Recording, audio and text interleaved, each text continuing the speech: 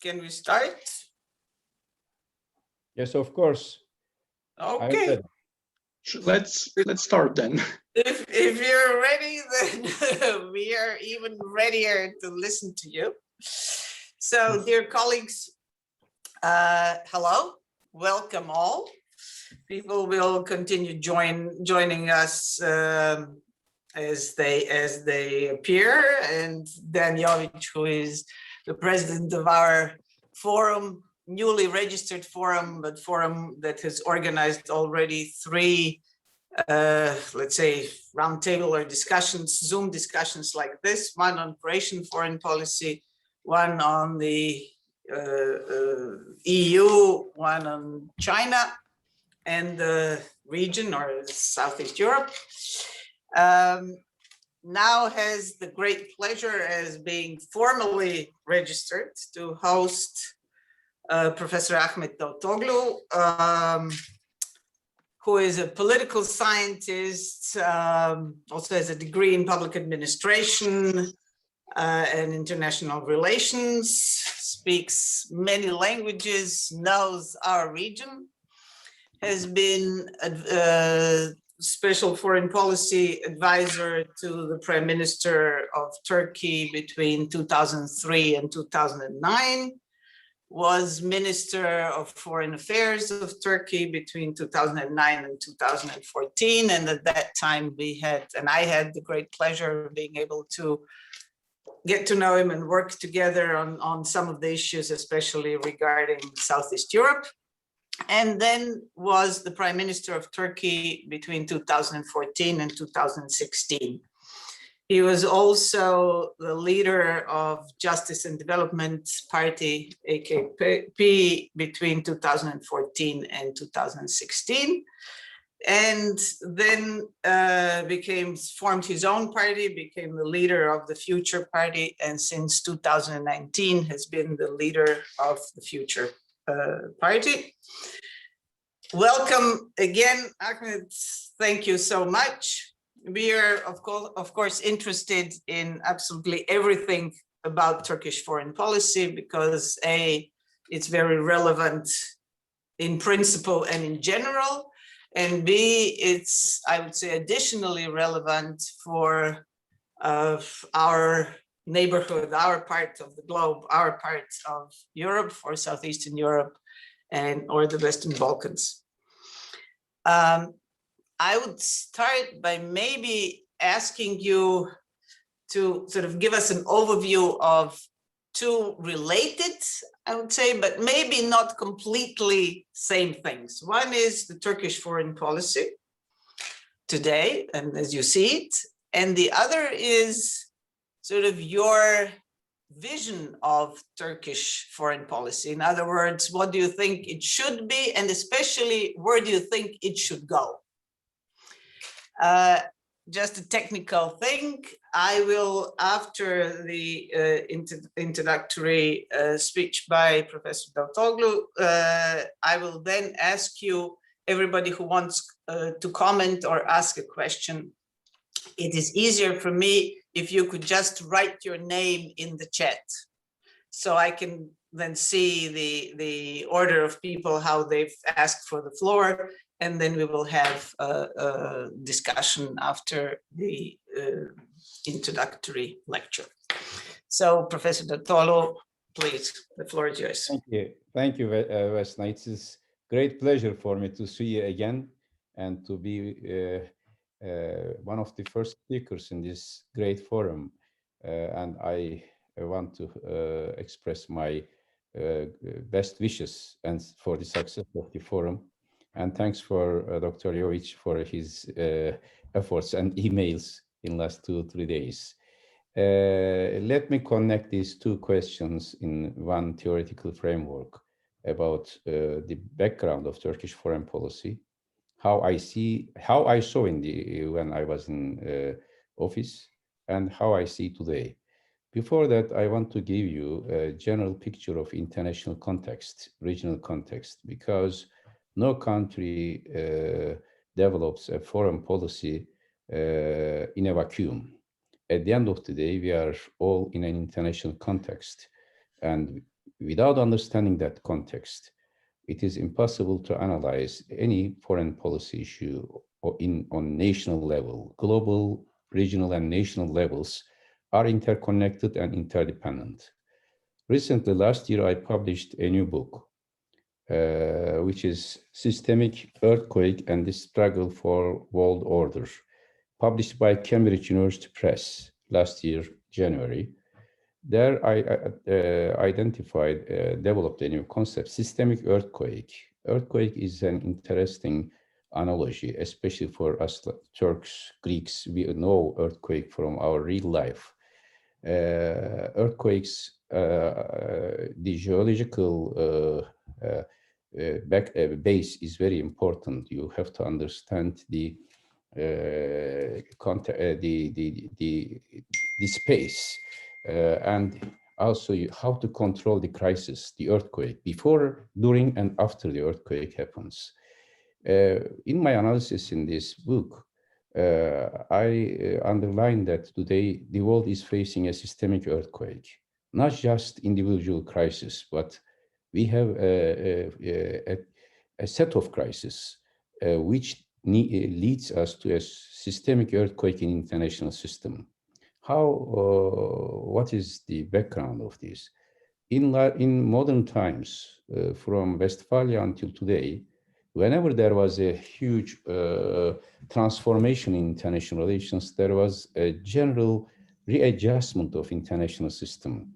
A general conference, convention, or international organization was established to define the new era. Like 30 Years' War, after 30 Years' War, we had Westphalian Peace, which was the beginning of nation-state system. After Napoleonic Wars, we had Congress of Vienna in 1815 to define the new parameters and values and mechanisms of the world order in those days.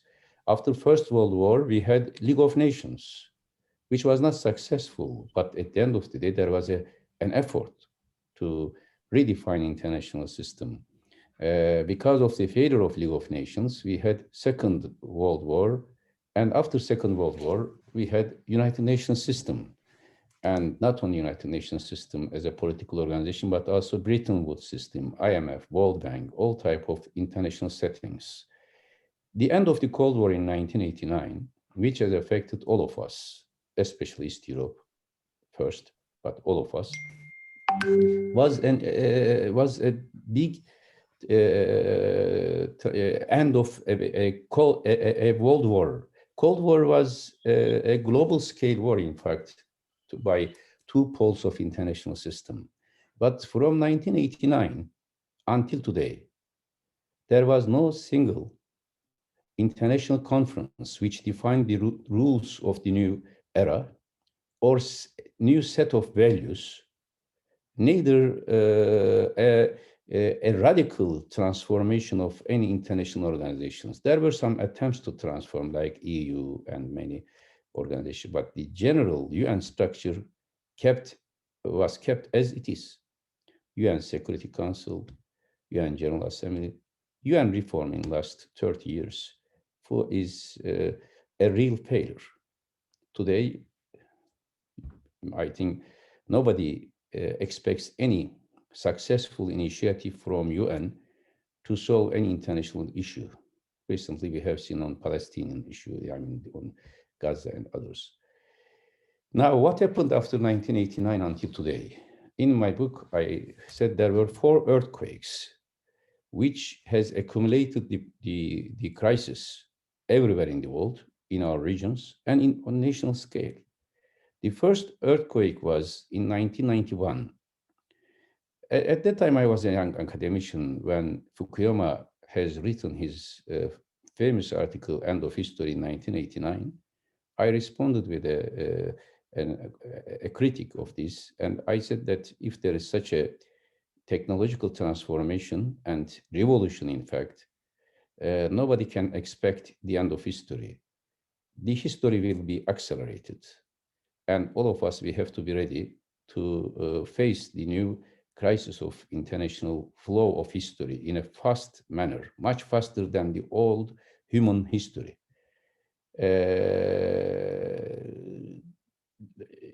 that was submitted to 1991 ISA International Congress in Seattle, in Vancouver. Really, this history has flown very fast, and now it is the fastest moment of human history.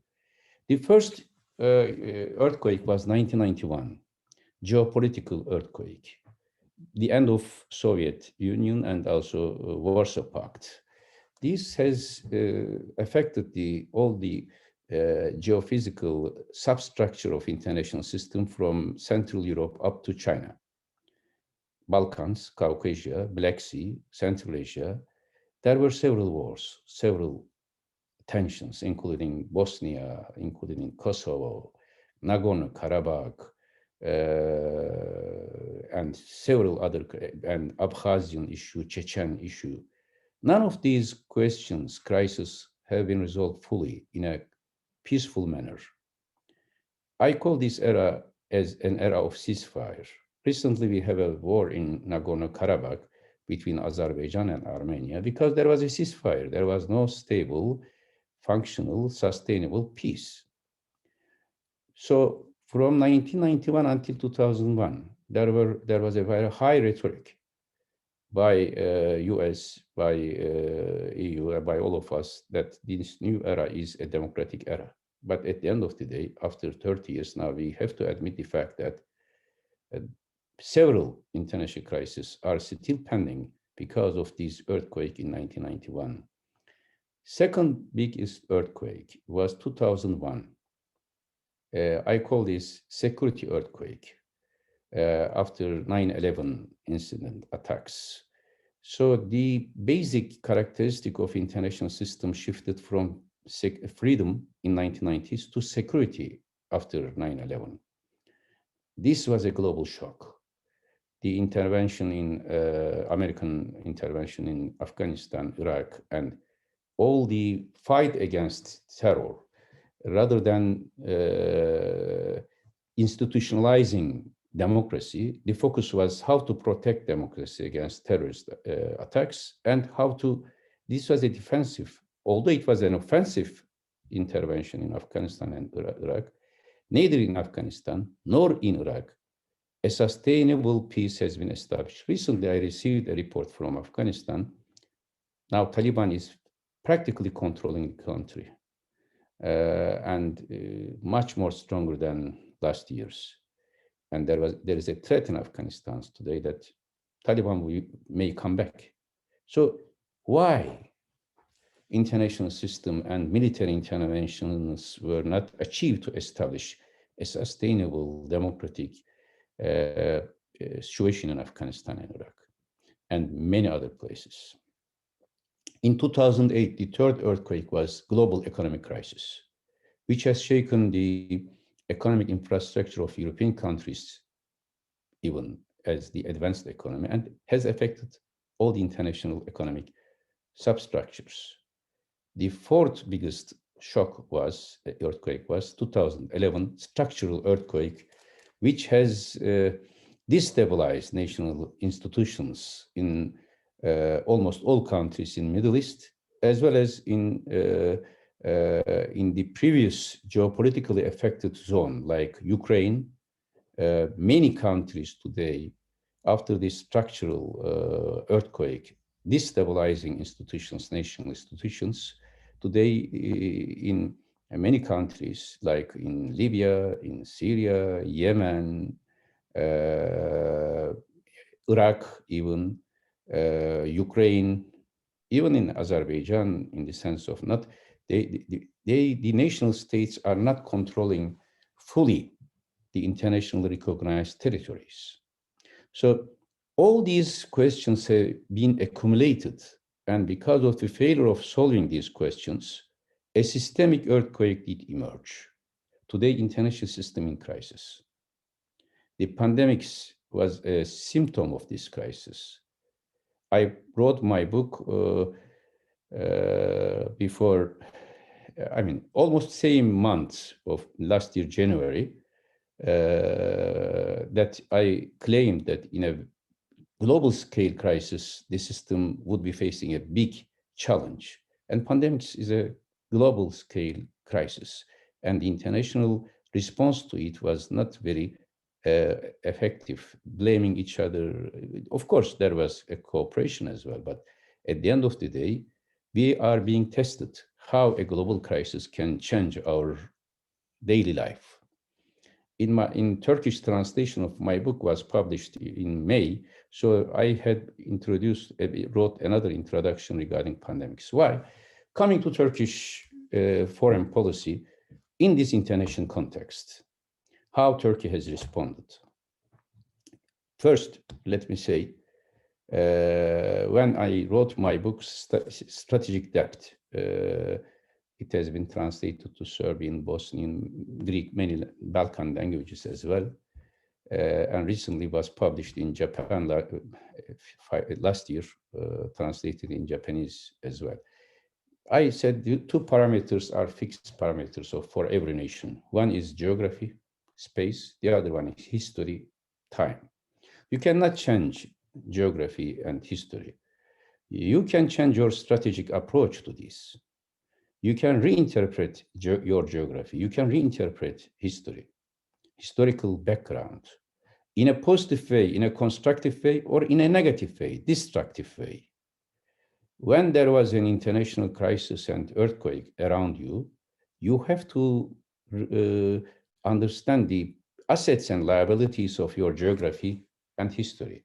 My approach, which later was used as a reference point after I became chief advisor in 2002, in Strategic Debt, published in 2001, based on this analysis, I proposed for Turkish foreign policy a multidimensional foreign policy because of geography, and constructive peace-building strategy because of history.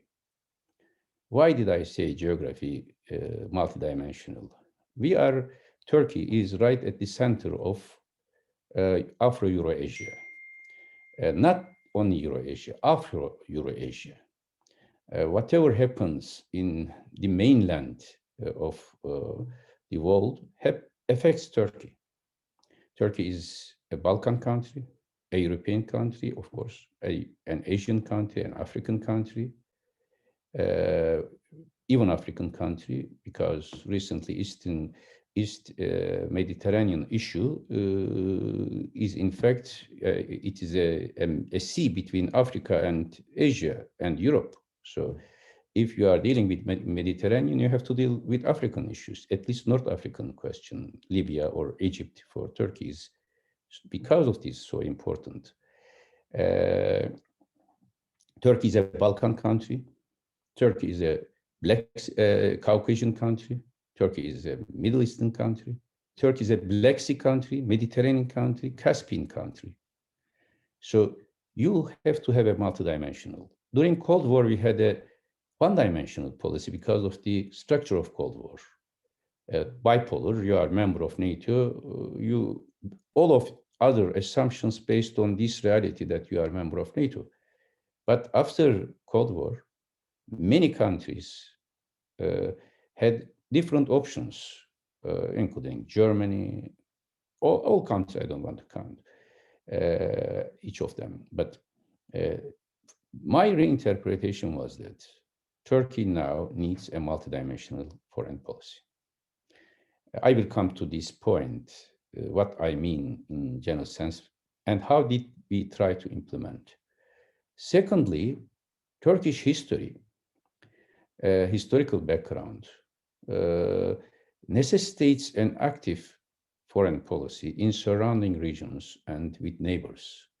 Because at the end of the day, Turkey has a demographic structure of a mini Balkans, mini Caucasia, mini even Central Asia, and mini Middle East. We have more Bosniaks in Turkey than in Bosnia.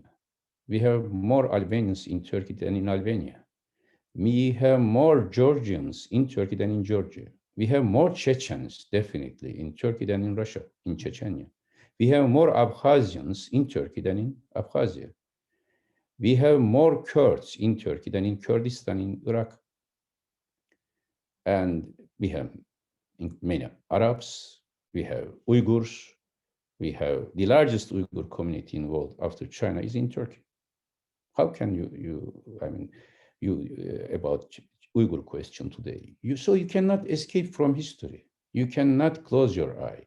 During Cold War, it was possible because the Cold War in general, the bipolar structure overshadowed all other qualities of the nation. But suddenly, all these national identity, all these identities in Turkey re-emerged, especially in the first earthquake. It started when Bosniak War created a trauma or a radical change approaching to Balkan region, because Balkan origin people rediscovered their identity in 1990s over Balkan questions. I will come how we dealt and how we should be dealing today. But in 1990s, everybody in Turkey was interested in Bosnia. Before, in 1970s, only a group of specialists were interested. Similarly, Chechnya question, Abkhazian question, Azeri issue with Armenia. This was a re-emergence of historic identities. It is up to you how to approach to these questions. And in 1990s, Turkish domestic political environment was not suitable to adapt the new situation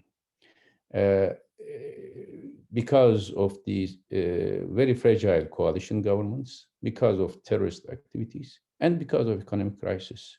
So for many of us, 1990s was a lost era for Turkey because Turkey had to be, could have been a member of EU in early 1990s, but the governments in Turkey did not have a mentality, democratic mentality of democratic transformation towards EU because of terrorist threat, or sometimes because of, they call deep state or other factors, because of the control of military over the system in 1997, there was a coup attempt.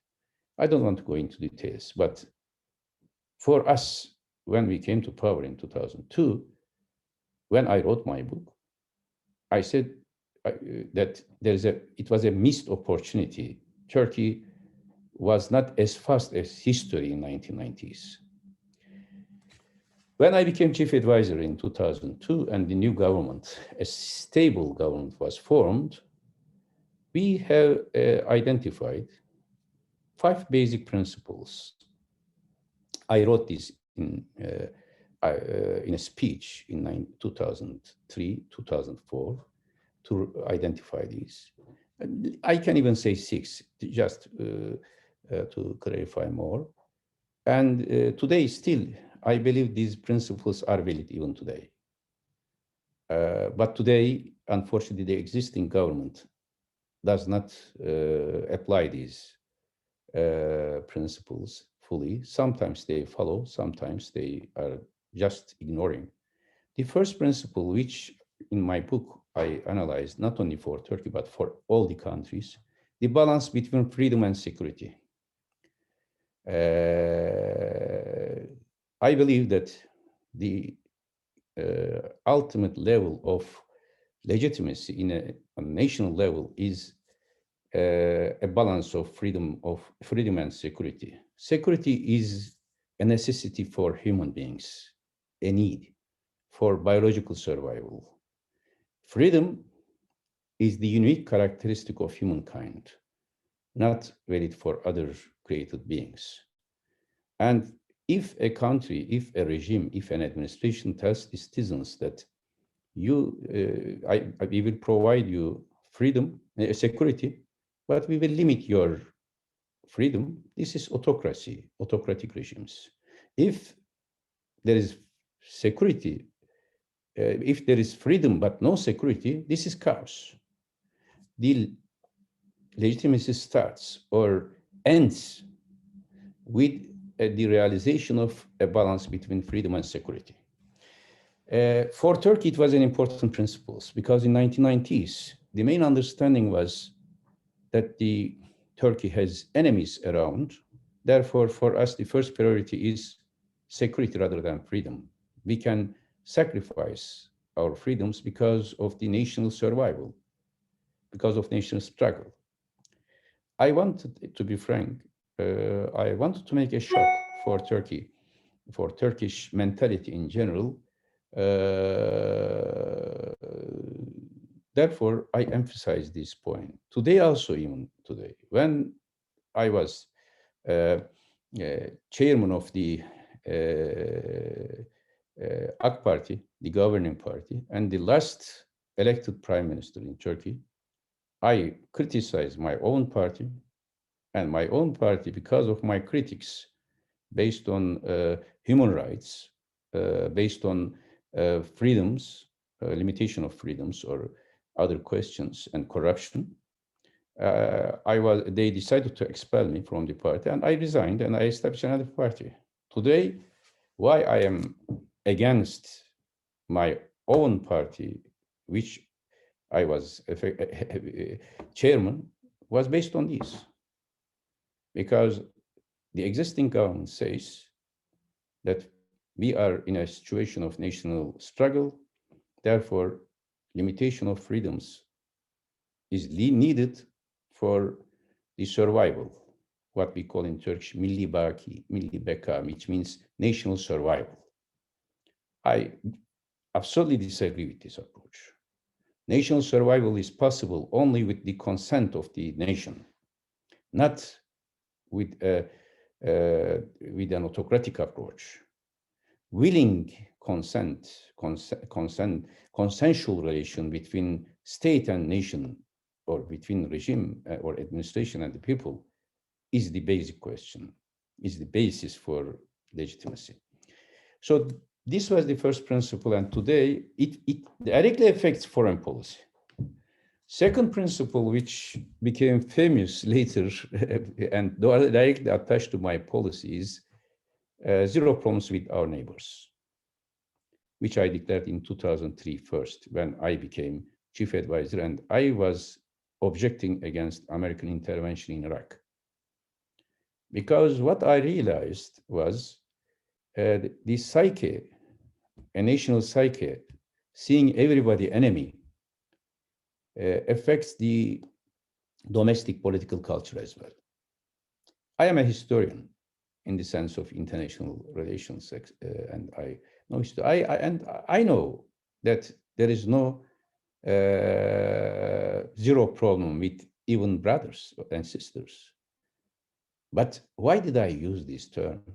Was that I wanted to make a shock therapy for Turkish psyche, that we were taught that Russians are our enemies for centuries, Greeks are actual enemies, Serbs are potential enemies from 19th century, Arabs are traitors, Armenians are acting against us, Iranians are historical rivals. So with such a psyche, you cannot implement a rational policy. So I am happy to say, in a very short period of time, we were able to change Turkish psyche. And towards when I became foreign minister, anti-structural,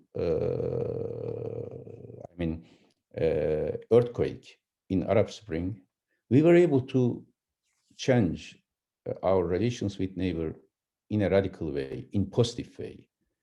I remember when I was Minister of Foreign Affairs in 2010, in one night, in one day, we signed 35 agreements with Greece. And we established yearly, annual intergovernmental meetings mechanism, cooperation council mechanism between Greece and Turkey, and it continued until the end of my prime minister period. Lastly was between me and Alex Tsipras in Izmir in 2016 January. Afterwards, It was forgotten. We signed visa liberalization agreement with Russia in 2010, and we signed a cooperation council mechanism with them. Same with Syria, with Iraq. In one day, we signed 50 agreements with Iraq. In Syria, in 2010, again, 48 agreements in one day. With all the countries around Turkey, we established these mechanisms. Also, we established cooperation council mechanisms. Today, many of these mechanisms were stopped. None of them are functioning. Turkish-Greek relation, again, like 1990s. Mutual accusations rather than mutual cooperation. My understanding of relations with neighbors was based on interdependency. Whenever you are interdependent with your neighbors, this is the basic and the essential and the most successful method of controlling the crisis. A common destiny, a sense of common destiny. Third principle was an active foreign policy in surrounding regions. In order to control crisis in the points where it emerged, rather than the crisis approach to us, like Bosnia, Bosnia crisis, all of us, we were suddenly faced this crisis. None of the countries were prepared for this, neither former Yugoslavian people. It emerged, it erupted, and it became a regional crisis, it became a global crisis. But Turkey had to face this crisis because of Balkan origin people in Turkey, and suddenly it became a national issue. And tens of thousands of Bosniaks, Albanians later from Macedonia, from Kosovo, came to Turkey as refugees, for Turks from Bulgaria as well. Now, similarly, when there was a crisis in Iraq, first Gulf War, in one night, 500,000 Kurds came to Turkey. One night. Turkey is a refugee country, not because of Syrian crisis. It was throughout the centuries, from Balkan wars, from Chechens exile in 1850s.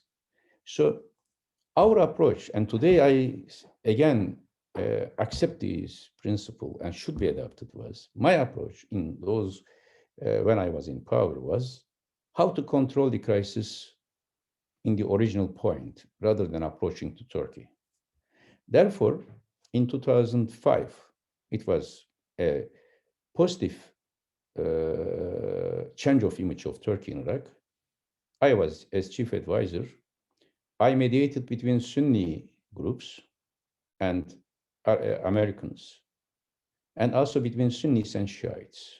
In 2006 elections in Iraq, Sunnis participated to election after a meeting mediated by me between Americans and Sunni leaders, resistance leaders in Istanbul, and Sunnis decided to participate in the election. It showed the Turkish capacity to have an impact. Similarly, in fact, before that, in 2003, after 3 months as new government, we were able to bring all the neighboring countries of Iraq to Turkey and made a common declaration regarding before the Iraqi war. After this, step by step, like Turkey, again, as a mediator, I mediated between Israel and Syria. And in 2008, this was the only successful attempt to bring Israelis and Syrians around the table, which had to be stopped because of the Israel attacking Gaza in 2008. Lebanese crisis in 2006, in 2008, again in Lebanon, we were the only negotiator between different Lebanese groups, between Hezbollah, Sunnis, and Christians. Coming to Balkans, when I was Chief Minister of Foreign Affairs in 2009, we established Turkey, Bosnia, Serbia trilateral process. I think it was a very successful process. And I want to appreciate the efforts of Haris Silajic from Bosniak side and Boris Tadic. Still, I have very good relations with a Serbian president and Vuk Jeremic, Minister of Foreign Affairs. The apology because of Srebrenica, appointing of mutual, ambassadors to each other.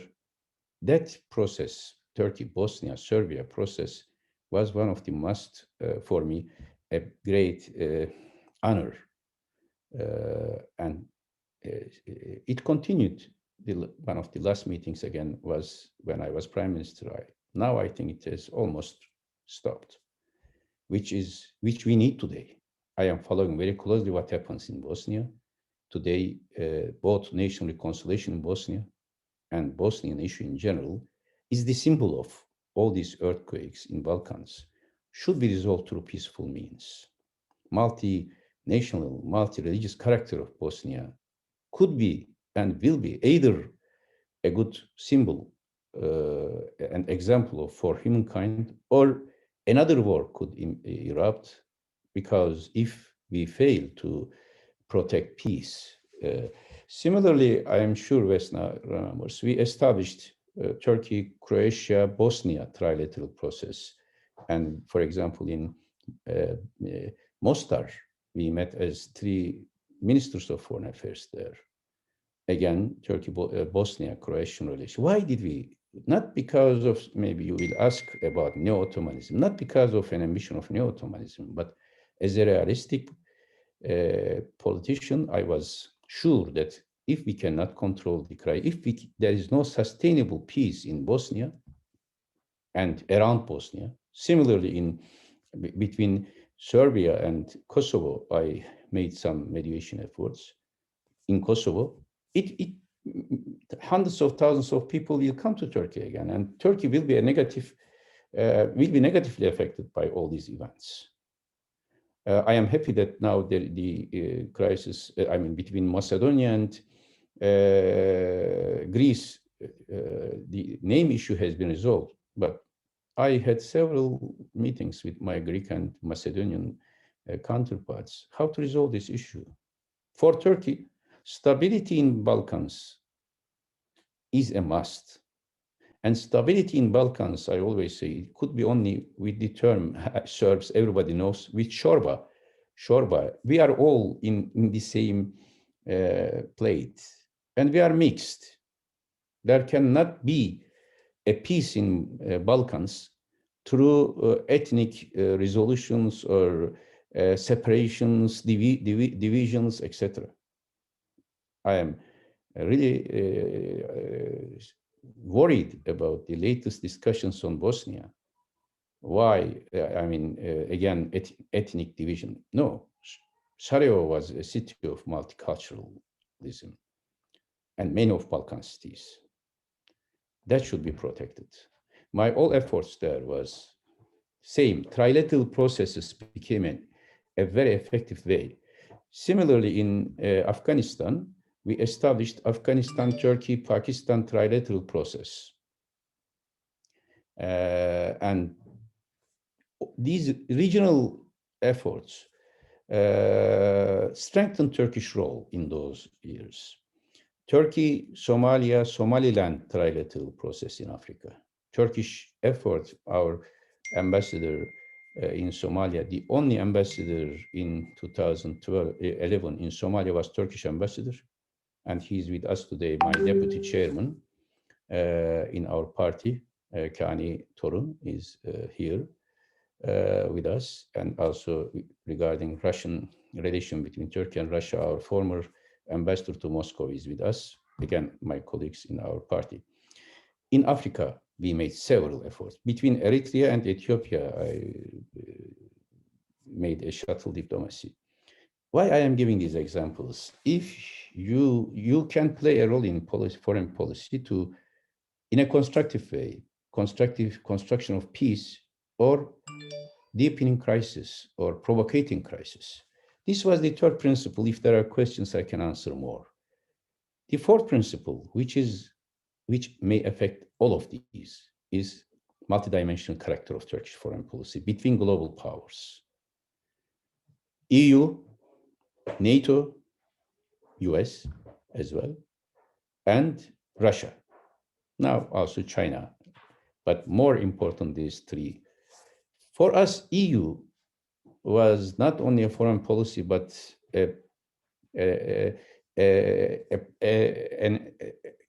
an issue which interlinked foreign and domestic characteristics. It was an instrument for us for democratization of Turkey, modernization of Turkey, but at the same time, a foreign policy issue. I believed, and I still believe, that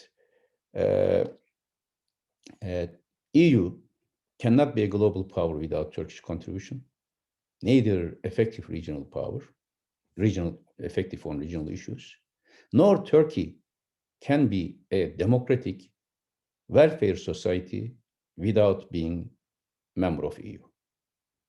This was a mutual interest. But unfortunately, all of our efforts until now failed. The last greatest effort in this sense was during when I was Prime Minister in March 18th of March 2016. We signed an agreement with EU regarding refugee issue, but it was not a refugee issue. It was a full-scale restructuring Turkish-EU relations. It was basically 5 parameters. One is visa liberalization. If there was a visa liberalization, Turkish people would, not Turkey as a whole, as a country, but Turkish people would be full member of EU with Schengen. This was an ideal for Turkish people for many decades.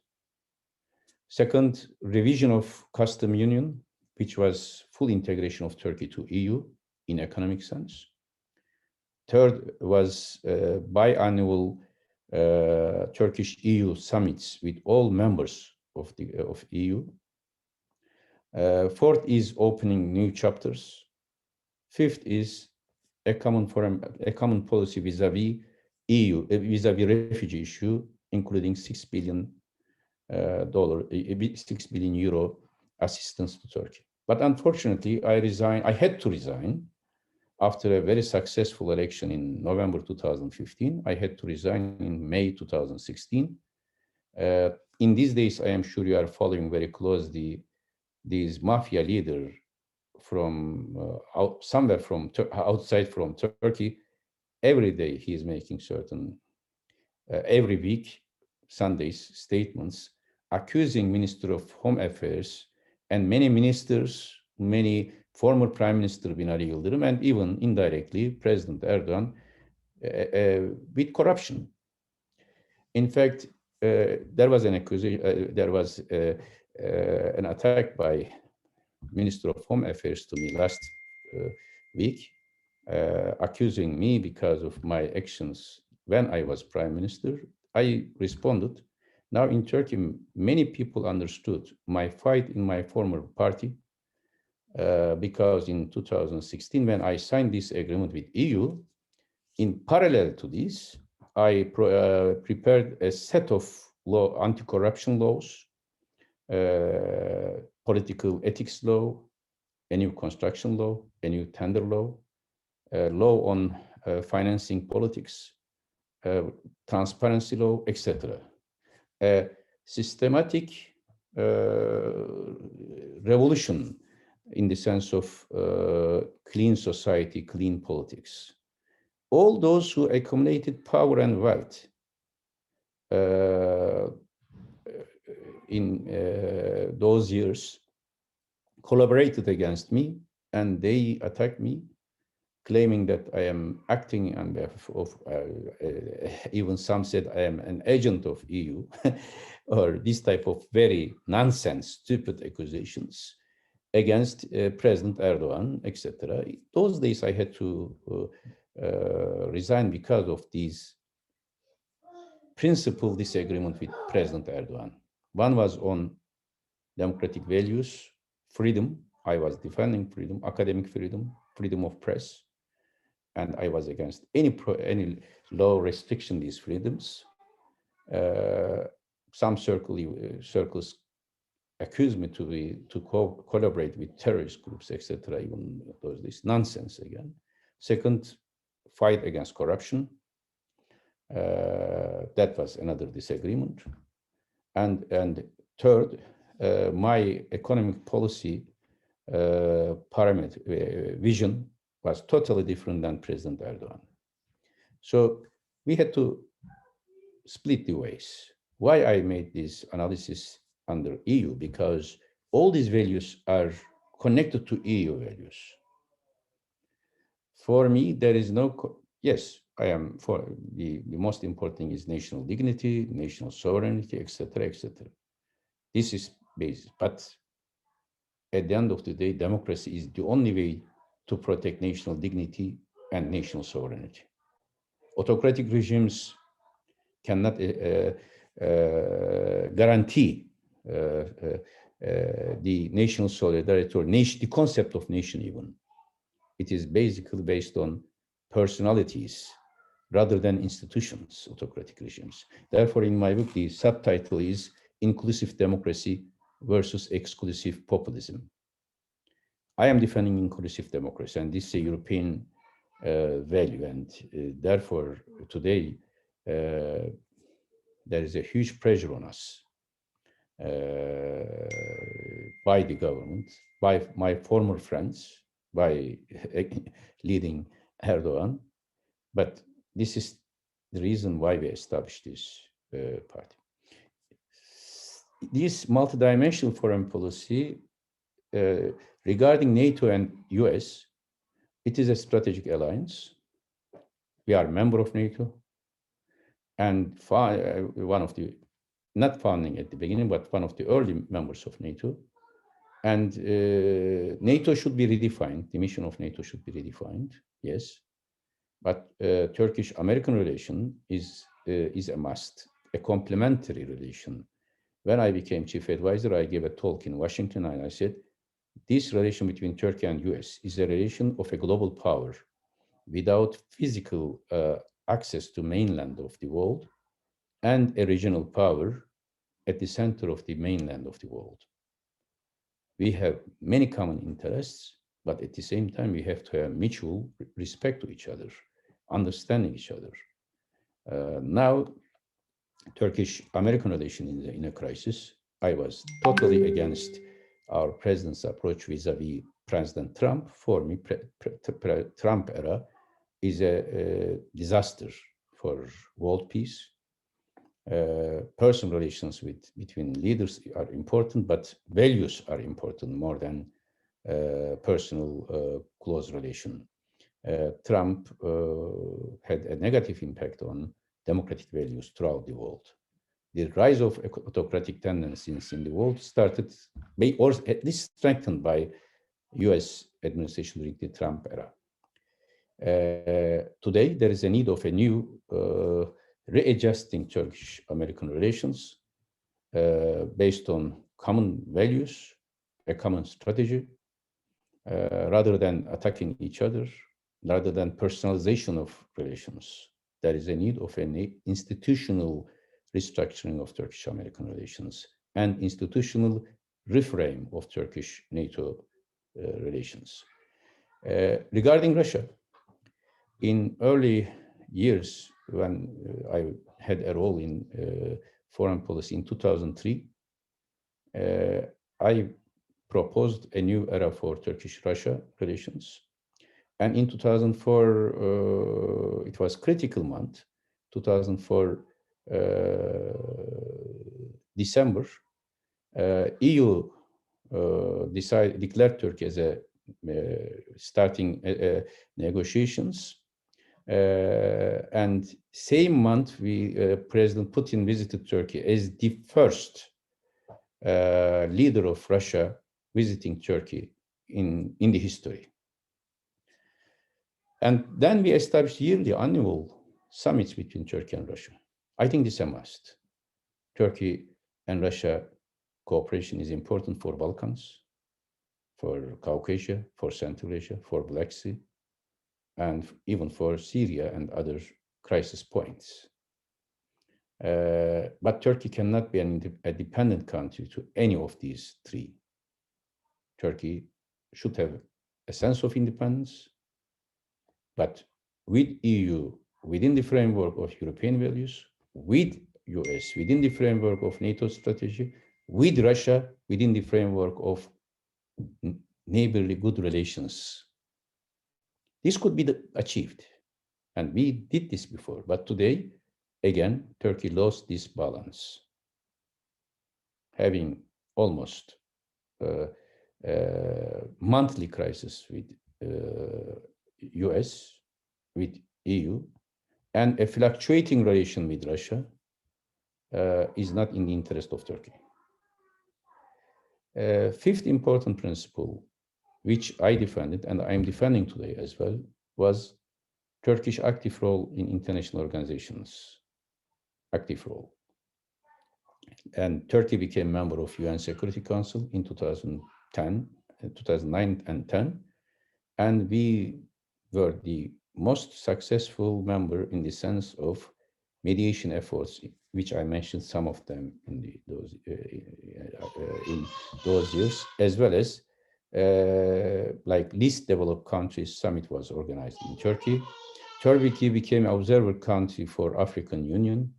Turkey became observer or associate members almost all international organizations everywhere in the world, like Caribbean organization or even Pacific organizations. We were very active. And again, this is not because of an ambition. If you live in a central geography of the mainland of the world, you have to be active in international organizations.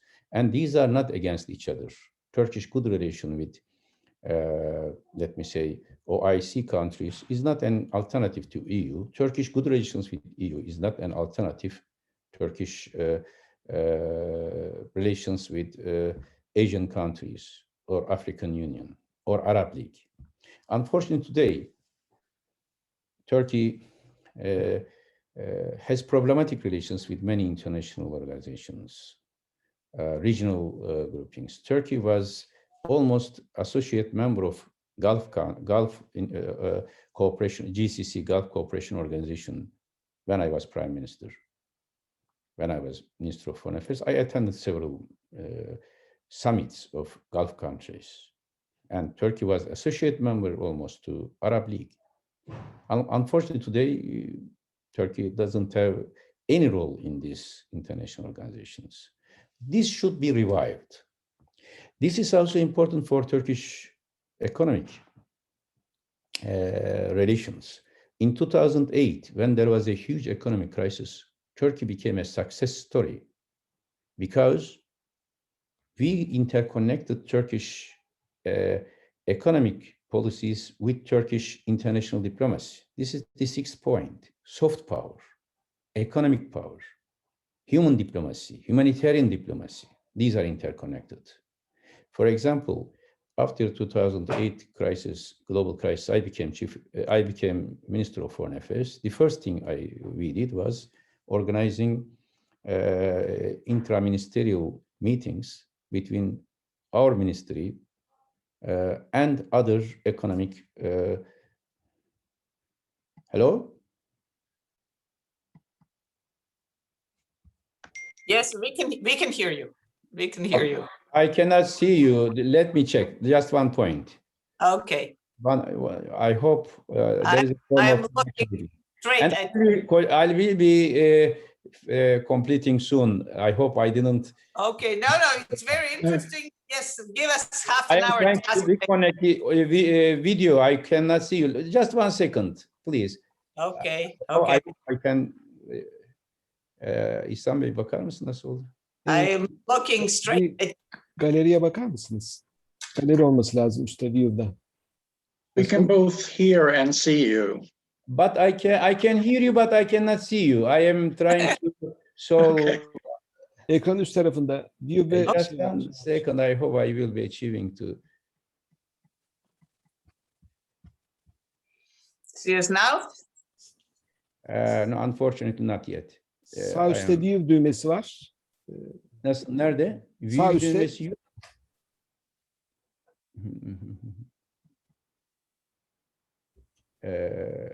Allah Allah. Orada speaker view, gallery view arasında geçiş yapabilirsiniz. Nerede speaker? View ve gallery view. Ha, There nerede is o saat? outside this. Sağ üstte buton olması lazım. Zoom ekranı ekranda mı? Değil, zoom ekranda değil. Olsa zaten Aşağıda, launch aşağıda, diyor. aşağıdaki çubuğa Launch- bakın. Hı? Aşağıdaki çubuğa Launch bakın.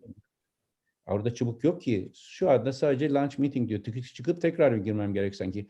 Bir dakika bir bakayım. Yani gayet iyi gözüküyorsunuz. Evet ama ben göremiyorum. If you want, you can leave and read. Yeah, that's maybe the only way. Yes, it is reinstalling now.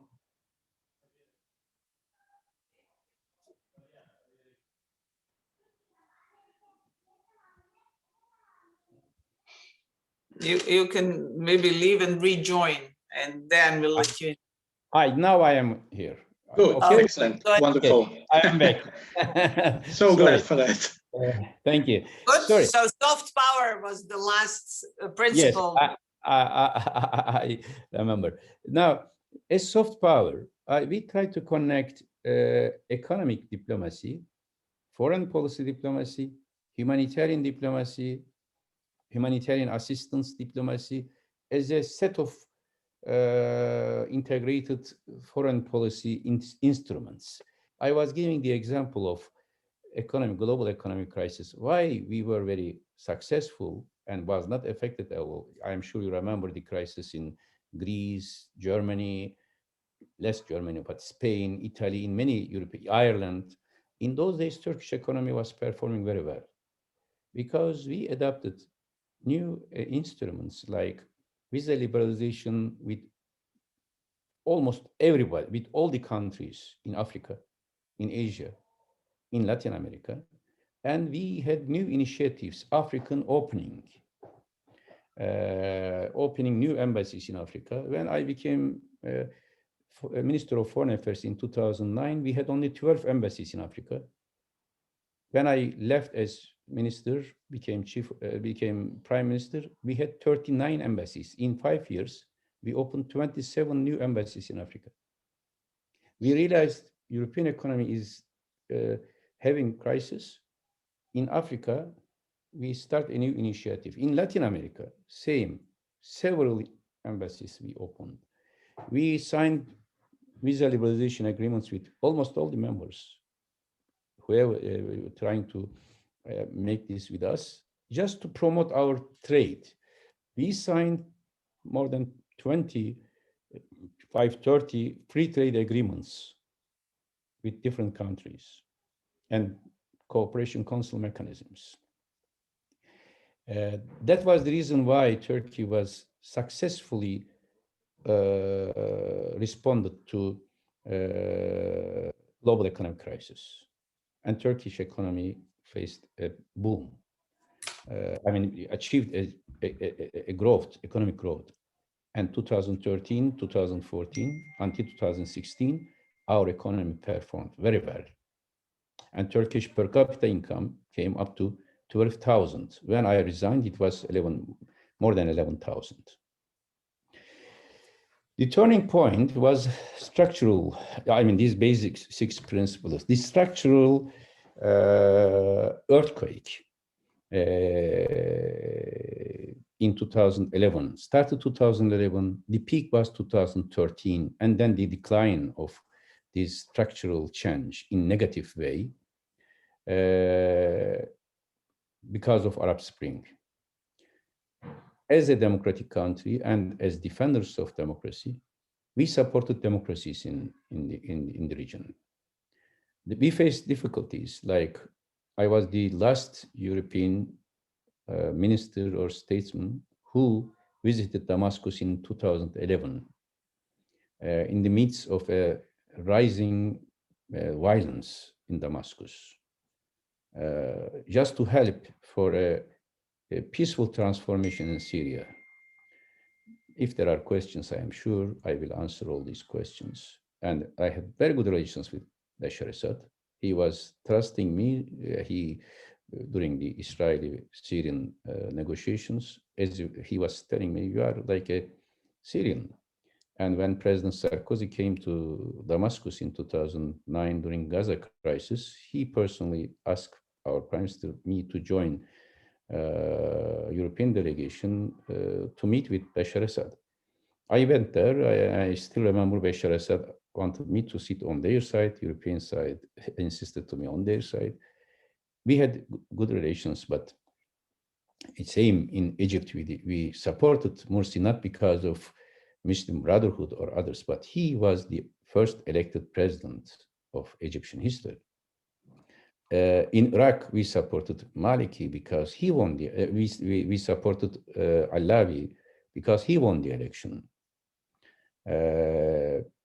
In Tunisia, as chairman of Ministerial Committee of Council of Europe, together with Secretary General of Council of Europe, Jagland, still he's in that position. We went to Tunisia together to help Tunisian transformation of democracy. But unfortunately, neither Europe nor US did support democratic transformation in the region. There was no financial support as it was done to Balkan and East European countries in 1990s. In fact, Arab Spring, once I said this is a late history. That process should have been completed in 1990s when the Cold War has ended. The Cold War has ended in Eastern Europe, but not ended in Middle East, still not ended. Ba'athist regimes is a product of Cold War. Autocratic regimes, product of Cold War. The balance between autocratic regimes and kingdoms is a process, is a phenomenon of Cold War. Usually autocratic regimes, the Ba'athist Nasserism was pro-Soviet, kingdoms was pro-West. But still, these structures are there without any reform. At the beginning, we thought we may change this in a smooth transformation, like what we tried to do with Syria. We sent delegations to reform Syrian system when we had good relations. But later, when there was a civil war in Syria, Syria had to make a choice between an autocratic continuation of autocratic regime, character of the regime, and a reform. They opted for the first because of the Ba'athist character, because of sectarian character of the regime. And to be frank, neither in Syria, nor in Egypt, nor in any other country, Europe and US, the West in general, democratic community in the world, did support democratic transformation, like what they did in Eastern Europe in 1990s. In 2013 was the critical year because of three developments. One was emergence of Daesh. It emerged not in Syria, in Iraq, in fact, in American prisons in Iraq, in Bakuba. First occupied Mosul, then came to Syria, and they hijacked the Arab Spring for their terrorist ambitions. And there was an indirect coalition between these terrorist groups and the regimes, autocratic regimes, just to change the character of Arab Spring. Second, the Egyptian revolution, Egyptian coup d'etat, not revolution, coup d'etat, which was almost welcomed by democratic community, not welcomed at the beginning, accepted, later welcomed. And that was a signal to autocratic leaders and regimes in the region that at the end of the day, they can survive. And the democratic transformation in the Middle East has stopped. And the tensions became between autocratic regimes and terrorist groups. Third is, despite of all the warnings of President Obama and threats, when Bashar Assad used chemical weapons in Syria in August 2013, there was no single punishment. Reaction. reaction, punishment, whatever, or measure against Syrian regime. So that was another signal to these corrupt and oppressive regimes that they can use any methods to survive. That was the change of the wind from democratic transformation to autocratic regimes and terrorist threat. Turkey was in the middle of all this crisis. We tried to support this transformation, but later, unfortunately, Turkey itself has been transformed in an undemocratic way. Before, Turkey was a more role model for democratic movements in the region. Later, affecting the Middle Eastern politics. Later, Turkey was being affected by these undemocratic winds. And the Turkish psyche in 1990s came back, that Turkey had to defend herself. Rather than to have a proactive, constructive, democratic foreign policy, Turkey decided to defend herself. After my resignation, especially in the last 2-3 years, all the Turkish conceptualization of foreign policy was based on defensive foreign policy. In 1990s, when I wrote my book, my articles, Turkey had 3 basic questions: Cyprus, Armenian issue, Kurdish issue. These were the defensive foreign policy of Turkey. Today, again, Cyprus, Armenian issue, and Kurdish issue are the basic parameters of Turkish foreign policy. I prefer to have a constructive, active foreign policy rather than a defensive foreign policy to achieve democracy in the country. Democracies can survive, can be developed only if there is a self-confidence of citizens and of the leaders. Today, unfortunately, not only in Turkey, in many countries, there is a defensive approach, reactive approach, with the loss of self-confidence and based on threat, concept of threat rather than, or risks rather than assets and construction. Let me finish with one anecdote. What is the solution? What should be?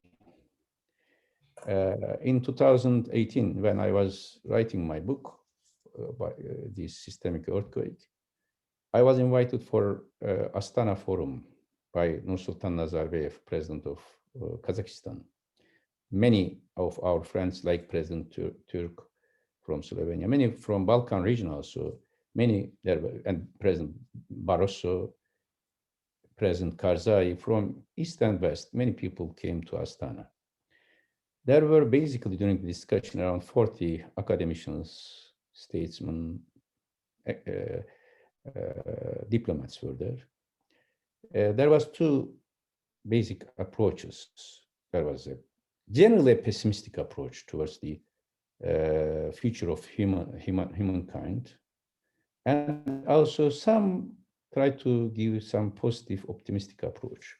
In my submission, in my session,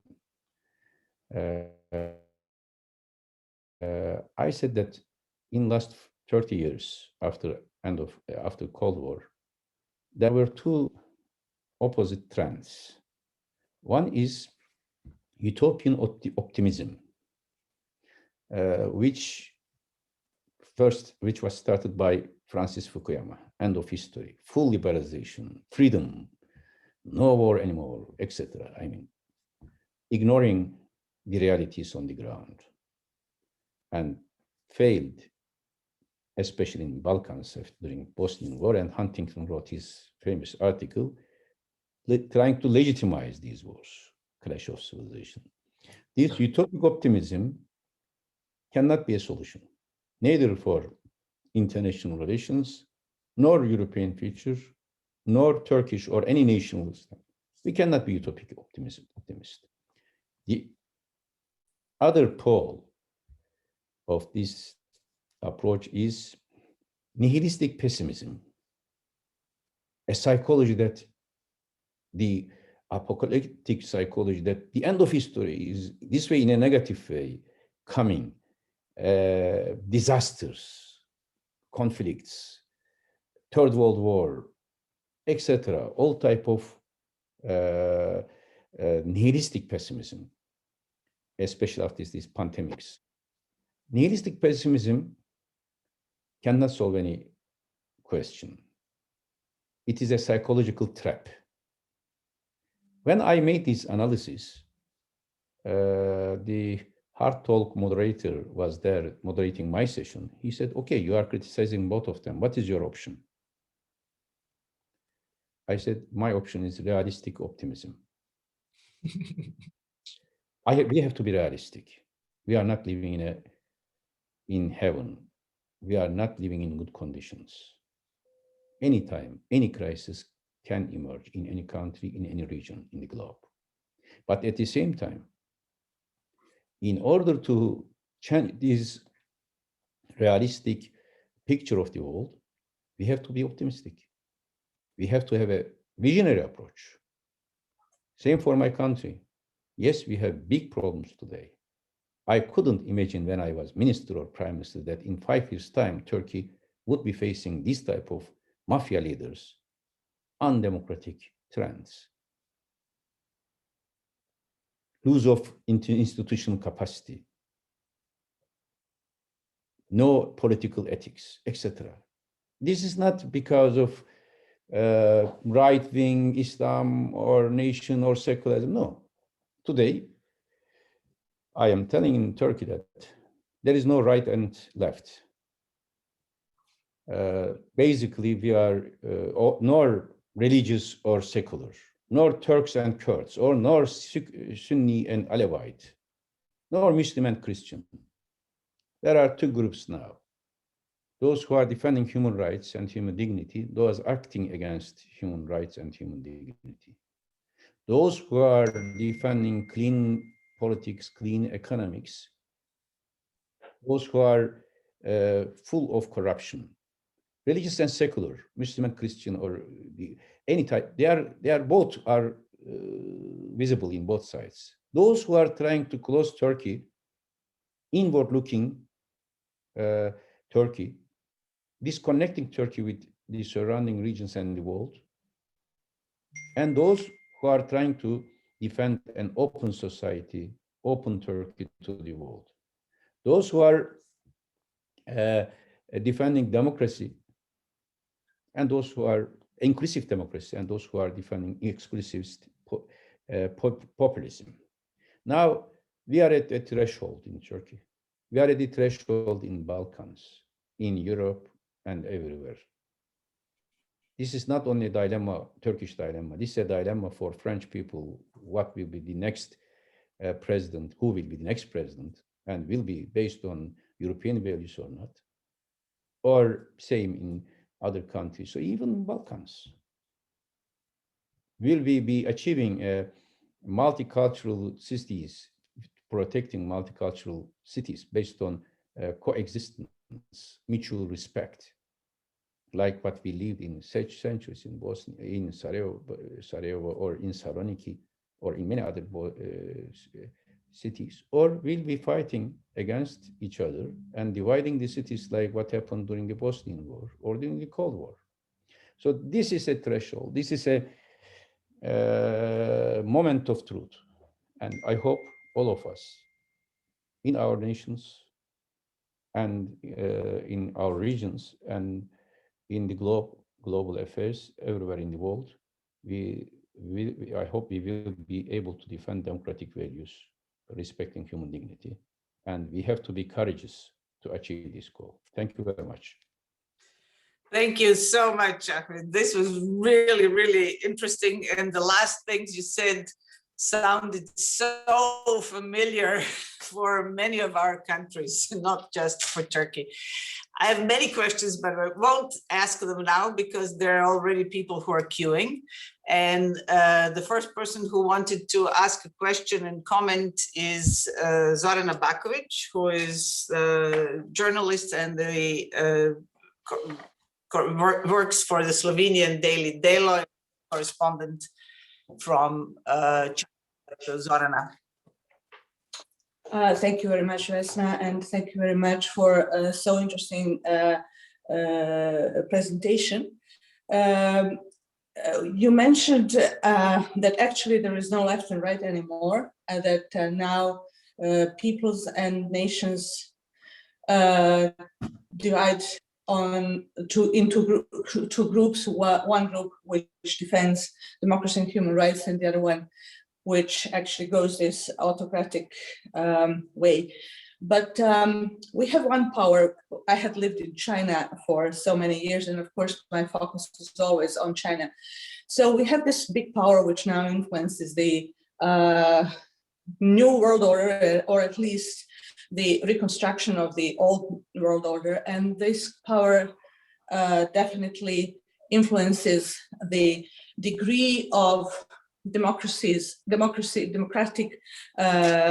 commitment in countries, including Turkey. I'm speaking, of course, about Xinjiang and Uyghurs, who in China suffer and most probably undergo increasing repression. But Turkey is somehow not really committed to speak for Uyghurs, and actually makes this unpleasant balancing in relations with China. How do you comment that? And do you think that in your realistic optimism, there is a solution for people like Uyghurs, which is not the only people on earth which suffer from big powers who have other arguments to convince others not to defend human rights? Thank you. Thank you, Zorana. Very good question. In fact, in these days, one of the main disputes between my party and the government, and between me and President Erdogan, is this issue, Uyghur issue.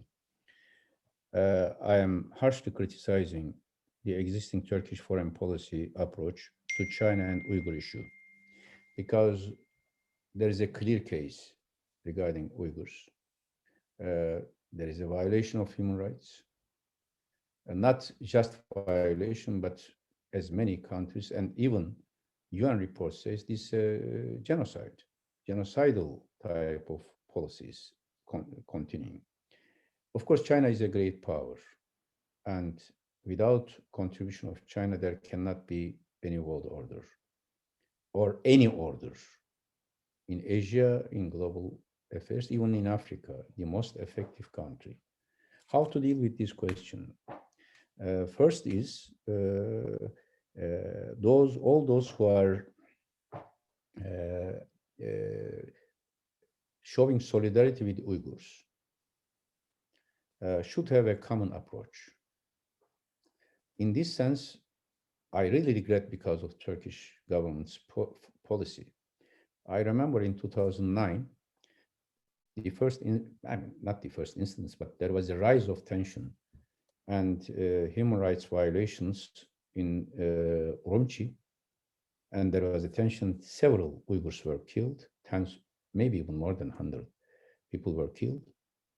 At that time, I was minister, President Erdogan was prime minister, and Prime Minister Erdogan declared this as a genocide. In those days, European countries and US was reluctant to support Turkey. I remember I had a very tough telephone call with Chinese minister, but also with Hillary Clinton, American Secretary of State at that time, my very close friend. I had difficulty to convince her to act together. And many European colleagues in those days were reluctant.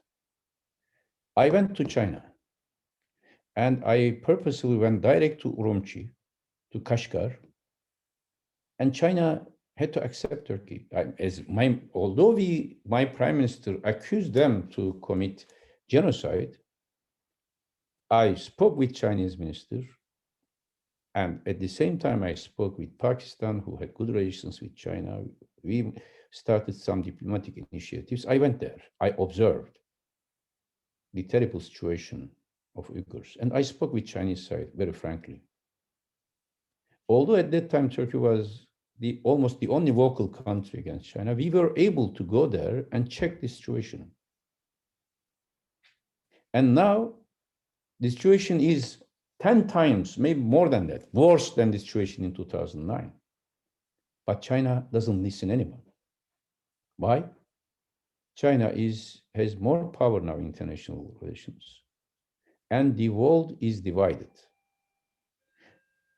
An interesting dilemma is that today, US and European countries are accusing China to commit genocide, and Turkish president and Turkish government is reluctant to say this.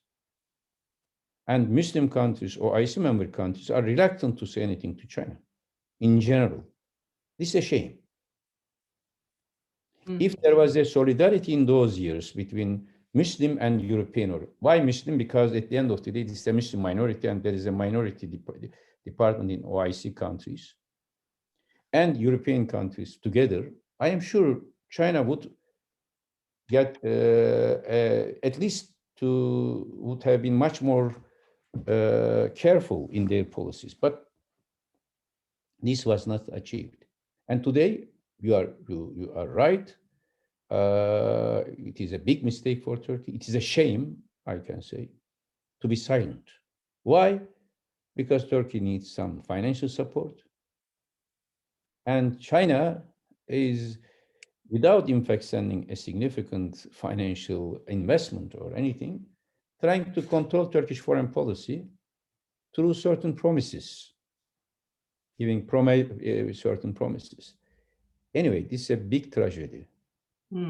I think the only way is to have a solidarity together, and not only on Uyghur issue, but in all other issues, there should be a clear, direct, frank, but without excluding diplomacy with China. China should not be excluded, but if we want to include China in all these international fora, we have to show the limits. Otherwise, we will be facing much bigger problems in Pacifics, not only in Uyghurs, but in Pacifics as well. Uyghur region also is important for Chinese economic transportation, communication links, one road, one belt policy to Europe. So all these economic and humanitarian issues are linked to each other. There should be a consistent strategy towards China. Thank you. We have 5 more people who wanted to ask questions, so they will have to be short, so we can squeeze everybody in who has expressed a wish until now, and then probably we will have to close the list. The next on the list is Senat Pechanin, a lawyer from Sarajevo and a very famous journalist and editor from during the occupation and siege of Sarajevo. Senat. Thank you, Vesna. Dear Vesna and Dejan, respected Professor Davutoglu, thank you for, first of all, organizing this extremely interesting conversation. Professor Davutoglu, I'm interested in your assessment on Turkey's influence on Bosnia and Herzegovina. I know how much the government of Turkey and you personally have done to integrate Bosnia and Herzegovina into NATO, but it was a time of Turkey's extraordinary relation with President Obama's administration and much better Turkish relations with the European Union and key European capitals. At the time, Turkey was and still is a key ally of Bakir Izetbegović's ruling Bosniak nationalistic party. Turkey, meanwhile, has never had worse relations with both America and the European Union, and very close relations with Putin's Russia. At the same time, Bosnia and Herzegovina is in a never-ending constitutional and institutional crisis, threatening disintegration and new war, a situation produced by the ruling Serbs and Croat parties with the cooperation of the Bosniak SDA and strong support from Moscow, Belgrade, and Zagreb. Izetbegović's reliance on President Erdogan has left Bosniak politics without any ally among Western countries. My question to you is, doesn't Turkey use Bosniaks and Bosnia in the same way, therefore, for its interests as well as Russia uses Serbs, Serbia, and Republika Srpska? Why did you, when you were in the government, like President Erdogan, since there, support and help Izetbegović's nationalistic party of democratic action, when you know very well that this corrupted, clerical, and democratic party, which is leading Bosnia and Herzegovina to ruin? Why is Turkey helping Bosnia and Herzegovina by investing mostly in mosques and cultural heritage, while in Serbia, for example, it is undertaking direct foreign investments, investing in factories and employing people? Thank you. Thank you very much. First of all, let me clarify one position, at least how I see this situation. In the last 5 years, as I said, I didn't have any influence in Turkish foreign policy. In fact, I had some conflicting, even on Bosnia. When I went to Bosnia in 2019, Turkish government diplomatically approached to Bosnian side not to, against my participation to certain meetings.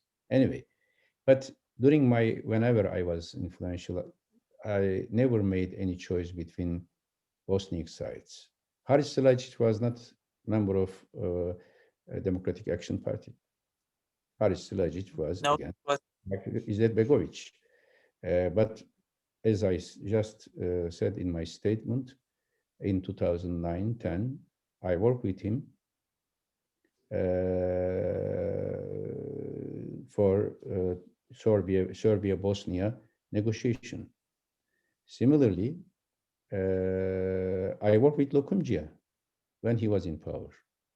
As Minister of Foreign Affairs, we worked together. I don't know whether Vesna was at the same time. Lokumcia, myself, and we work very closely. In friendly nations, in all nations are friendly, but in this type of more historically connected societies, I never made any choice. Whoever wins the election and is legitimate representative of a nation, we work with them. Alija Izetbegović, when I was in academic life, we had very close relation because he was the president and he was the human rights fighter. In this, and not only during Bosnia, right, under Yugoslav time. But as I said, everybody knows that even during Bosnian War, Lokumcia had different views. But when Lokumcia was Minister of Foreign Affairs, we had very close relations. I don't make any such difference. And regarding Turkish investment, when I was in power, I supported direct foreign investment in Bosnia in all sense. But the problem of Bosnia is that because of the constitutional structure in Bosnia, there are several authorities to get permission, several. There is a huge bureaucracy. Ministers of cantons, ministers of federation, ministers, national level ministers.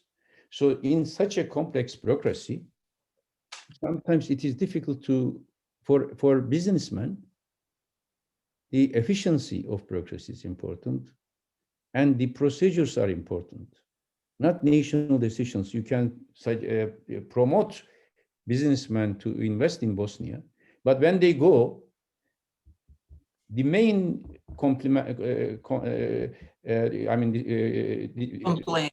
complaint and disturbance for them is these bureaucratic procedures. In Serbia, if you an agreement, national level or between the countries or businessmen, and there are not so many authorities. In Bosnia, Canton of Sarajevo, Federation of Bosnia and Croat Federation, national level bureaucracy. Serbia, I am not saying who is right, who is wrong, but Serbia is much easier for economic investment. That might be one of the reasons, not because Turkey ignores Bosnia and building mosques and cultural heritage. That's also important. Even in Bosnia, when I was in office, we helped to church in Kosovo to help because like Alaca Mosque in Foça was burned, which was a UNESCO heritage. Yes, I supported the rebuilding of Alaca Mosque, for example, just to restore this cultural heritage of coexistence. So, but TICA supports for Bosnia and Serbia. In Serbia, the main TICA supports are to Sanjak region, again, another Bosniak region. And there are many in Bosnia and in Sanjak region and other parts of Serbia and Bosnia. There are many, many humanitarian projects completed. I don't know now. For example, when I was minister and prime minister, we have allocated 100 million euro for Bosnia for almost zero interest credit, loan to be used for poor people, small investments.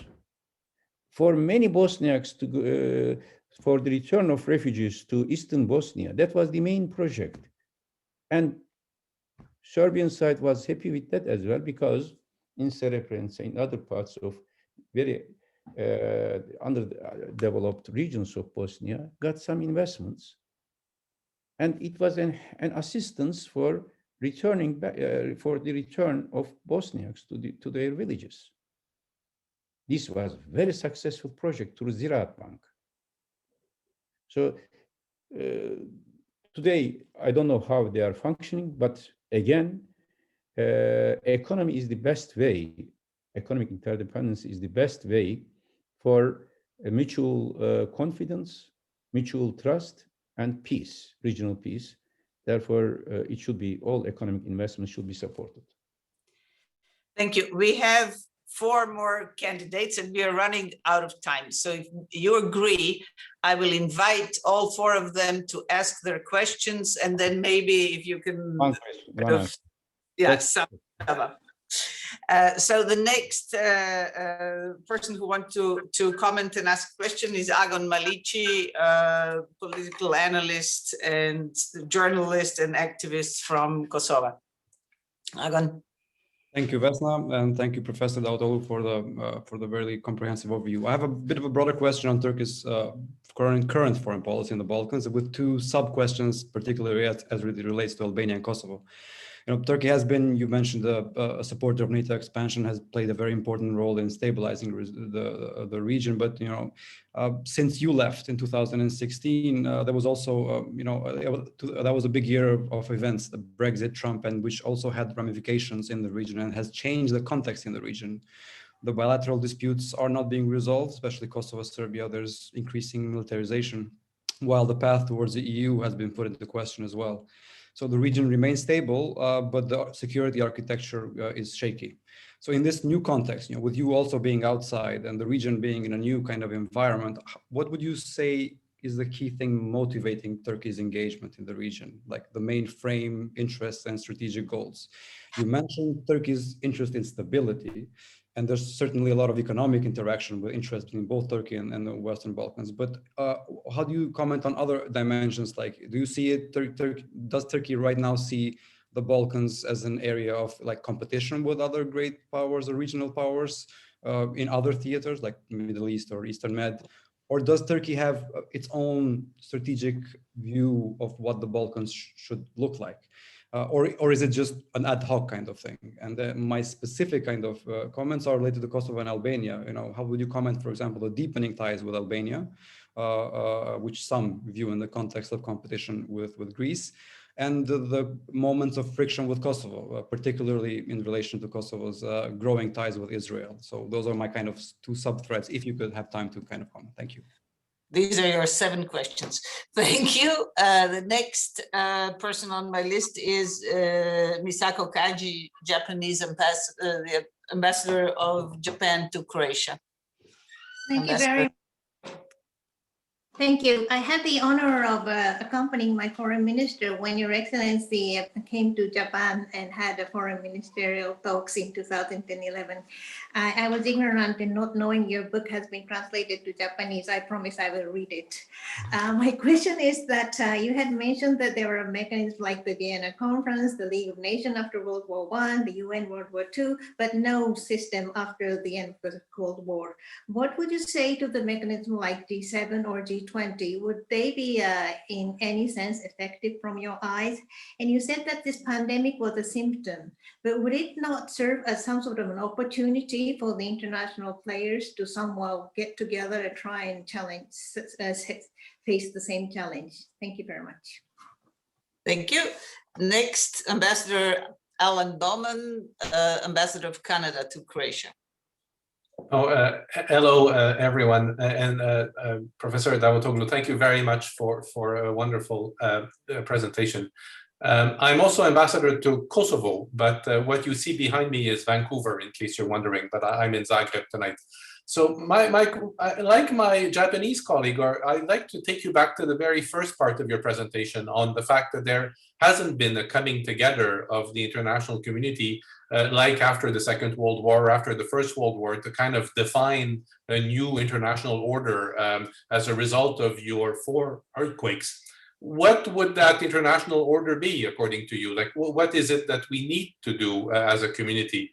Our answer in Canada, according to my former minister, Chrystia Freeland, is focused on 5 things: democracy, human rights, the rule of law, open markets and inclusive trade, and strong international institutions. So basically, let's try to preserve the best elements of the post-World War II international order. Is that the right thing to do? Do you have a different recipe for us in terms of what we should all do together? Thank you. Thank you. Next is Goran Beus Richenberg, member of Croatian Parliament in 3 terms, and also for many years head of the Croatian-Turkish Friendship Society. Hello, Ahmet Bey Efendi. Thank you. Merhaba. Goran. Hello, I hope you are well, like you look like. I haven't seen you for a while. But my question is tackling Croatian-Turkish relations. Maybe it coincides somehow with yours and Vesna's office, but from 2016, I can see that the intensity of the contacts between high officials is going down. It's not only because of Corona crisis.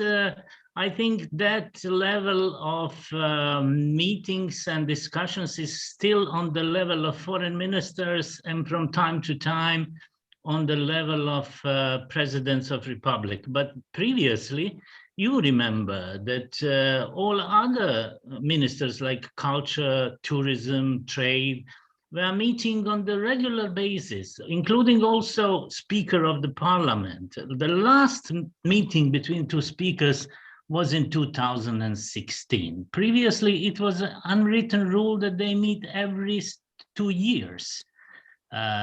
What's going on? Are we out of the Turkish foreign policy scope, or there is no essence like it was before?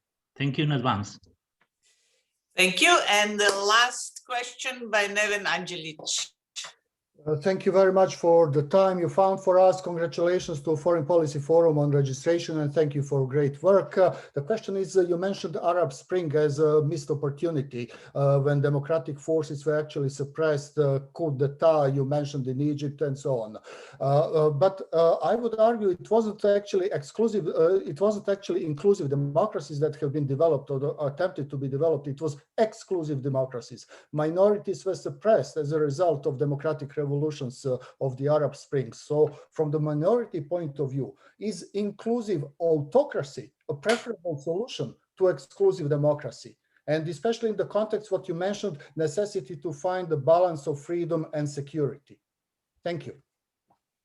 Thank you, Ahmed. Whatever you can do with all these questions. Let me connect 2 questions. The first question and Goran's question about Turkish interest, Goran, and I asked Maliki's question on Agon and Goran's question on Turkey's interest to Balkans. Of course, I don't know the details of how our existing government approaches and what they are discussing now. But my observation is that, unfortunately, Turkey, I fully agree with Goran, is not as active as before in Balkans. The priorities have changed. Therefore, I gave this long introduction. In 1990s, Balkans were on the agenda because Turkey, in general, was in the picture because of the Bosniaks, Albanians, Kosovars,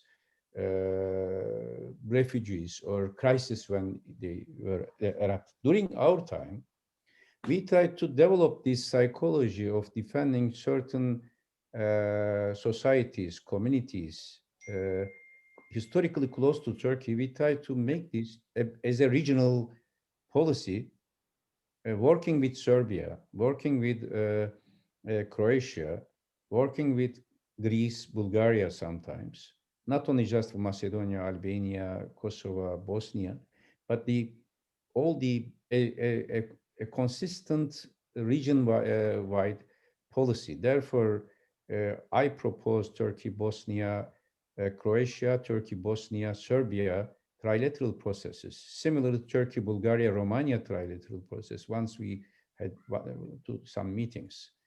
And again, just to answer the previous question about Bosnia as well, when I was Minister of Foreign Affairs, I am sure many of you remember, regarding Bosnian membership to NATO, all Balkan countries worked together. We formed in NATO a Bosnia Solidarity Group, Albania, Croatia, Romania, Bulgaria, all of NATO member, Croatia, of course, all of them, we work together just to help Bosnia to be member of NATO. Why did we support this? Not against Russia, but being member of NATO for Bosnia means territorial integrity, protecting territorial integrity of Bosnia. Once this territorial integrity guarantee is there, economic investments could come because this is the basis of stability. Without stability, there cannot be economic investment. This is how we approached to Bosnian crisis, and we were able to motivate all Balkan countries in that direction. But today, I don't see this.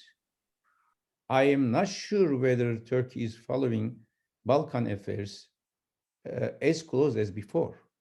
I am really very sorry not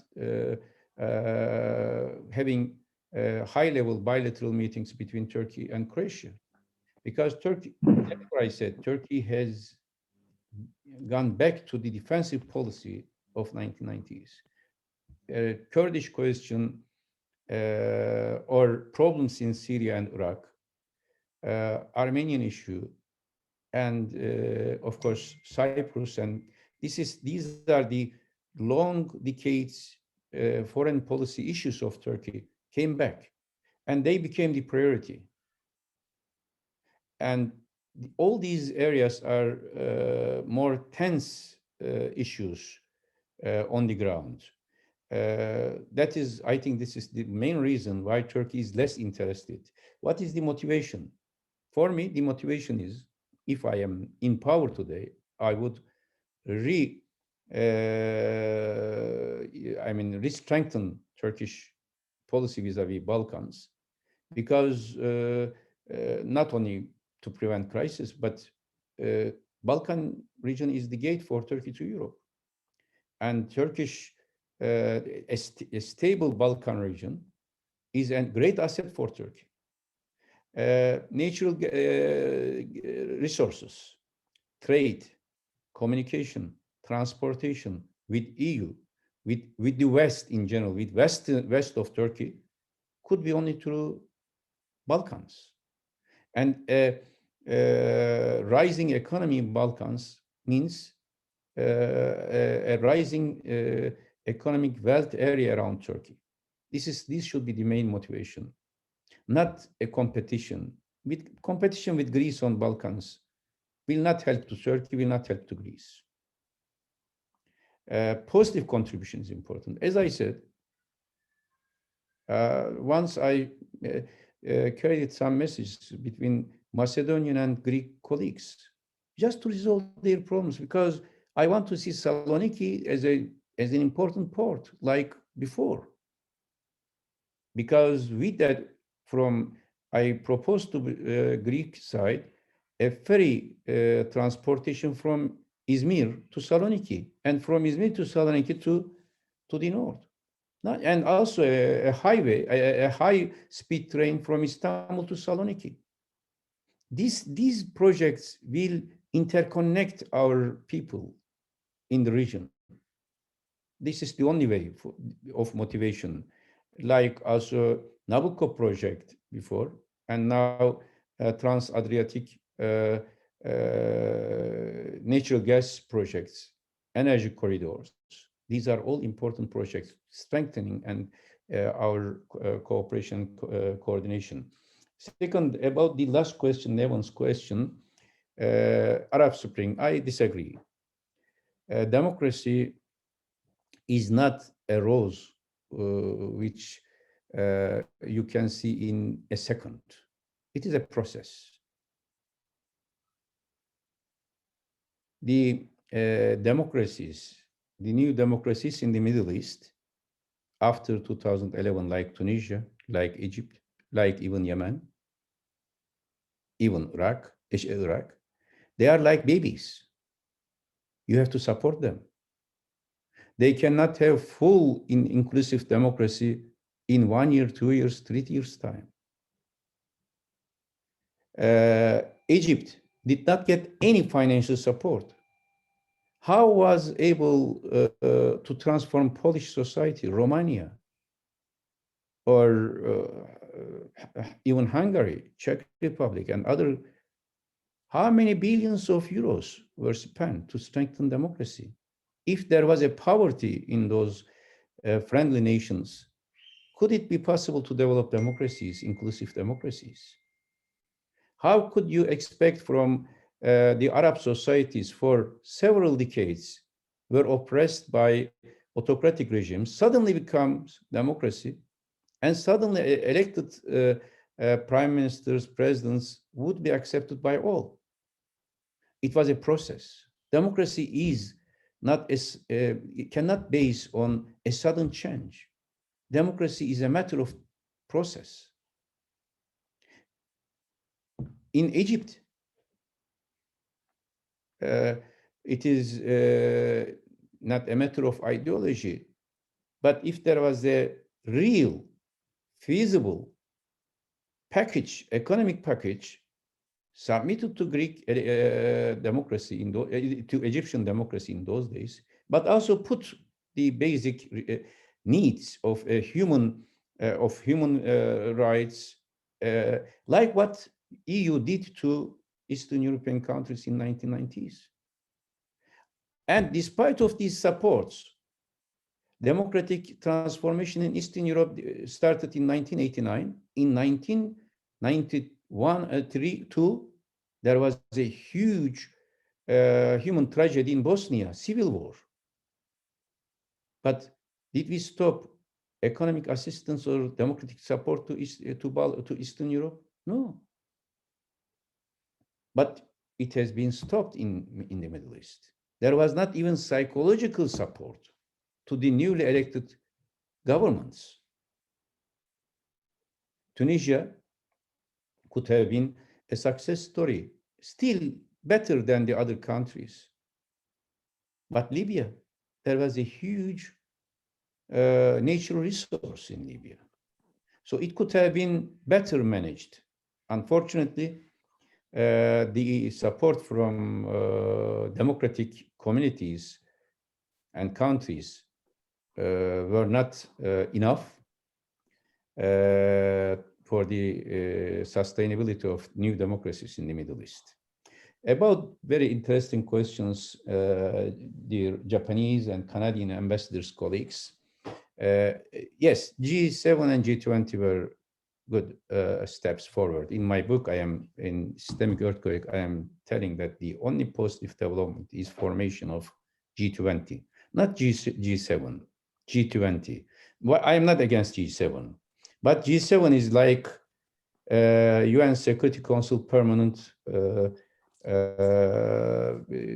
members, and plus Germany and Japan.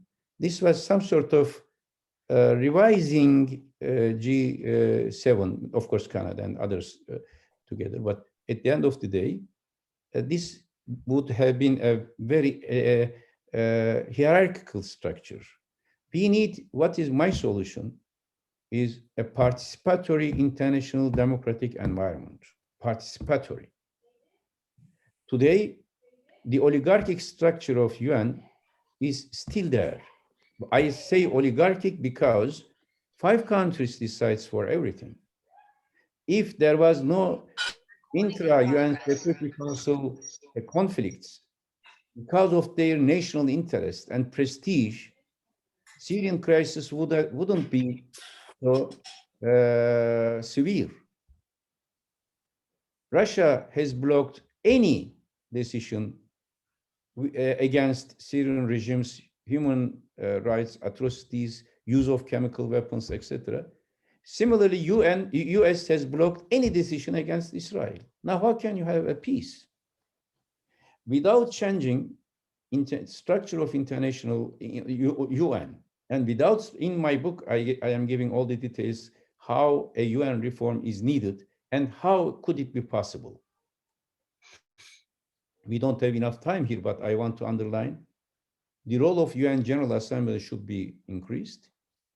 The role of UN Security Council should be restructured through participation and representation. UN Security Council is based on post-Second World War power structure. How come now? The same structure is there. India, Japan, Germany, Brazil, huge, massive countries. Also, countries like Turkey, who are paying the price of almost all the crises, but doesn't have anything to say. There could be some intermediary mechanisms where if the issue is related with other countries, like on Syria, Turkey, Iraq, or neighboring countries could have more participatory role. Therefore, when there was a war in Iraq, before the American intervention to Iraq, we proposed neighboring platform for Iraq. And it was a very successful process. Now, certain countries which do not have any interest or do not pay any price on certain international crises, they are using those crises as the card to strengthen their power of competition. G20 was the right choice. Therefore, when we had the summit of G20 in 2015 and before, we had a position that G20 should be institutionalized. The best move of Barack Obama as president of the United States was to make G20, to strengthen G20 through annual summits. Before, as you know, it was just between ministers of finance. So later it was minister of presidential leaders level. We proposed at that time the same mechanism should be between ministers of foreign affairs. And also there should be a permanent secretary. That was Turkish position. I made this position everywhere. If you cannot change UN Security Council, you have to have some complementary institutions like G20, but with a secretariat. G20 doesn't have any secretariat. G20 doesn't have any sub-institutions. It is a success, but not enough. Therefore, not only G20, we proposed, when I was prime minister, in 2015 Antalya summit in Turkey, G20, we proposed a meeting between least developed countries, I think 47 countries, and G20 together for global justice. But unfortunately, the P5 see all these initiatives as a threat to their privileged positions. And they are not allowing UN Security Council to be reformed, because any reform should have been decided and finalized by UN Security Council, and they can easily veto these. So it is a locked mechanism. And because of blockade, millions of Syrians suffered. Millions of Iraqis suffered. Just because of an accusation, later it was not confirmed, and Syrians died because of chemical weapons without any punishment. So this international system, therefore I am saying realistic, yes. Why I'm realistic optimism? We are not the people who have the right of complaint only. We have responsibilities. For that responsibility, we have to propose solutions for international system, solutions for national legitimacy, solutions for regional power, regional peace. So first, the institutional structures of the existing international organizations, starting with UN, should be reformed in a participatory manner and with several mixed structures, not just UN Security Council having full authority on everything and UN General Assembly a symbolic assembly. No, UN General Assembly have to have the right to say final, assume that if there is a veto by 1 or 2 UN Security Council member, if a decision being taken by UN General Assembly, that veto should have been ignored. Or in between, there should be several mechanisms between UN Security Council plus neighboring countries, UN Security Council plus certain UN institutions together. This will be much more practical. This is basically my answer. Yeah, the basic principle which mentioned by Canadian ambassador, I would say inclusive, my basic principles, democracy, human, these are important, but not all the countries are democratic, but they are a member of UN. We cannot export democracies to them. We have to accept the realities. But what is more important? Inclusiveness, participation, common values like war crimes, like human rights, regardless of human values, regardless of the character of the regime. Of course, for us, democracy is important. For us, human rights, these are important for us, but you cannot say these to Chinese or some other who they have their own type of democracies or different type of regimes. But what are important? Justice, global justice in economic sense. There is a huge gap between G20 and LDC. Inclusiveness, participation, these are the operational values for everybody, regardless of their regimes, types of regimes. This should be put on the agenda, and there is a need of a new vision for everybody. Thank you very much. Dear Ahmet, Professor Davutoglu, thank you so much. As you can see, we could probably listen to you for many more hours because there's so many interesting things.